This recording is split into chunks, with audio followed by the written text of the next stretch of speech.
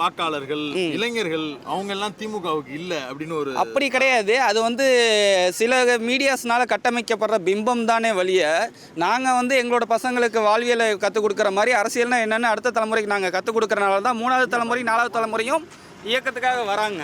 இப்போ சில இது பார்த்தீங்கன்னா எம்ஜிஆர் காலகட்டங்கிறது ஒரு ரசிகர்கள் ஃபேஸு, ஆனால் ஒரு நேரடியாக அரசியலுக்கு வரல. திராவிட இயக்கத்தோட 15-20 வருஷம் அண்ணா வழியிலையும் கலைஞரோட நட்போடையும் பழகி தான் தனியாக கட்சி ஆரம்பித்தார் ஒழிய டைரெக்டாக வந்துடல. சரி, இப்போ கமல்ஹாசன் வந்தார், அவருக்கு மீடியா பிம்பம் எப்படி கட்டமைச்சான்னு தெரியும். பட் ஆனால் கடைசியில் என்ன நடந்துச்சு நம்ம பார்த்துக்கிட்டு தான் இருக்கோம்.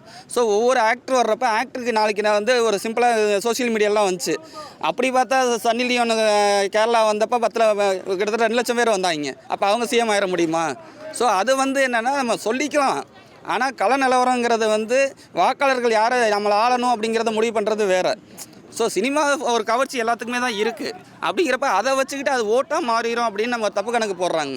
அது போகிறாங்க, சின்ன பசங்க போகிறாங்க. ஒன்றும் இல்லை, திருச்சிங்க வந்தாங்க, திருச்சியில் ஒரு 2000 பேர்த்த தொடர்ந்து அப்படியே கூட நடக்க வச்சே போயிட்டு அந்த மாதிரி 2 லட்சம் பேர் வந்த மாதிரி பில்டப் கொடுக்குறாங்க. அதே மாதிரி அதில் வந்ததெல்லாம் பாருங்கள், ஓட்டு போட ஸ்கூல் பசங்க தான் அதிகமாக வந்தாங்க. நாங்கள் கூட கிண்டல் பண்ணோம், ஏடா சனிக்கிழமை வைக்கிறீங்க, லீவு நாள் தான் வச்சிங்களா அப்படின்னு கிண்டல் பண்ணிகிட்டு இருந்தோம். ஸோ அதனால் அது வேறு இது வேறு. இன்றைக்கி பாருங்கள், இன்றைக்கி சாதாரண நேற்று நைட்டு வந்திருந்தீங்கன்னா தெரியும், சாதாரணமாக ஒரு ஸ்டேஜை வேடிக்கை பார்க்கறதுக்கு நேற்று ஒரு 10,000 பேர் வந்துட்டு போயிட்டாங்க. நைட்டு ஸ்டேஜை மட்டுமே பார்க்கறதுக்கு 10,000 பேர் வராங்க. வர வேண்டிய தேவையில்லையே.